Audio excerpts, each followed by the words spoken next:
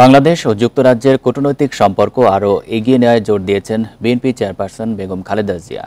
রাতে ঢাকায় যুক্তরাজ্যের হাই কমিশনার সারা কুকের সঙ্গে এক বৈঠকে একথা বলেন তিনি।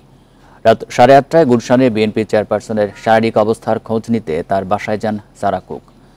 সেখানে প্রায় 1.5 ঘণ্টা বৈঠক করেন তারা।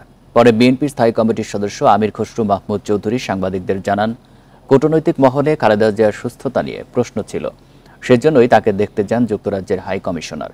এ সময় বাংলাদেশের বর্তমান পরিস্থিতি নিয়েও আলোচনা হয়।